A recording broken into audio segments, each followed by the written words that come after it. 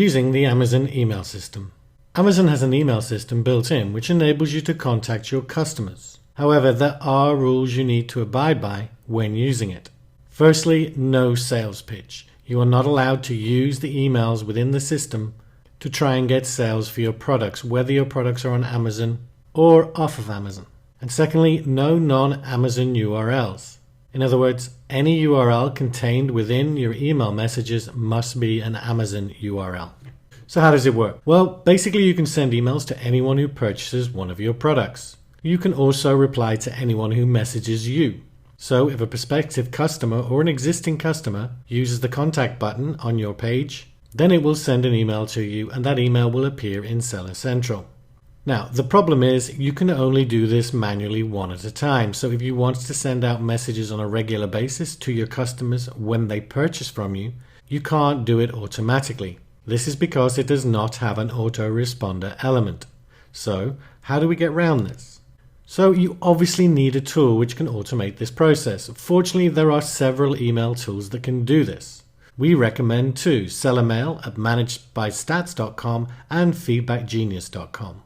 Check the links below this video for details of a special offer we have negotiated for both of these tools for our members. Then all you need to do is compare them and decide which one you want to use. Now, what these tools enable you to do is set up a number of emails. These emails are scheduled to be sent to customers when they buy one of your products at specific time intervals. So you choose the content of the message and when it is sent. Now, this is a fantastic way of trying to get reviews, but also providing excellent customer service. Now, we recommend using either 2 or 3 emails in a sequence. Whether you use 2 or 3 depends on whether your product needs extra instructions or even tips. The great news is both tools we recommend come with ready-made email templates already installed. This makes life very easy for you when choosing what emails to send. So you can either use those templates or use your own. So let's look at an example sequence. Email 1, sent 1 day after delivery. In other words, they've ordered your product and the day after they receive it, they get this email. This email thanks them for their purchase and asks for seller feedback. And remember, seller feedback is pretty much about the service you provided and the delivery and the packaging. Now, you can also include tips on use of the product if it makes sense. Then email 2. This should be sent 4 to 6 days after delivery.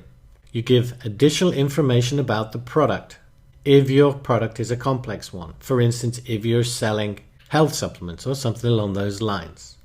Now, if it is a very straightforward and simple product, for instance, a silicone spatula, then you can ask them for a product review in this email. Because obviously they've had it for almost a week, they're going to know whether they like it or not. And then the third email, sent when appropriate for the product. And you can ask them for a product review. Now, what I mean by appropriate for the product, in the previous example, if it was a silicone spatula, you've already going to have asked them for a review because there's no point in waiting. But if you're selling health supplements, then obviously it's going to take much longer before they're able to give you a review because they're going to need to see if they work. Now, this is a very, very simple, straightforward example sequence.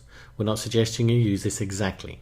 Figure out what you think is best for your product and then go and look at the templates in whichever tool you choose. And remember, always split test your emails.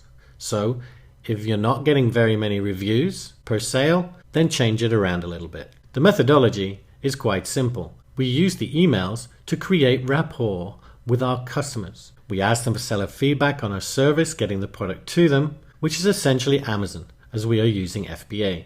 Then, because we have started a conversation with them, we use a follow-up email or emails to ask them what they think about the product.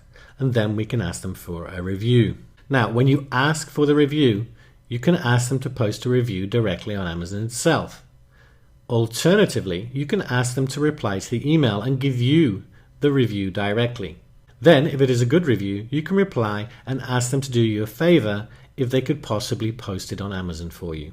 Now, this second method is more conservative and might lead to less reviews, but also it will lead to less negative reviews, because if they reply to you with a negative review on your product, then you can carry on a conversation with them. You can refund them, you can try and help them, but it's less likely that they are then going to go and post that review on Amazon.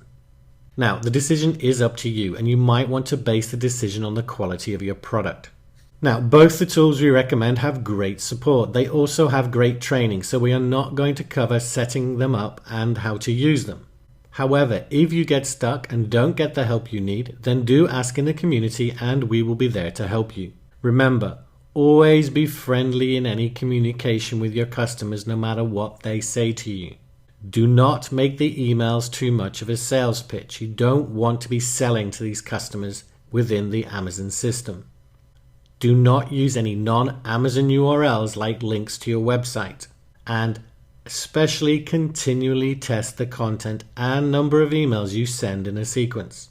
So now you've learned how to use emails to respond to your customers and to acquire reviews. In the next lesson, you're going to learn about how to use packaging inserts to help get reviews by building a list of potential reviewers. But that's it for this lesson. Take care.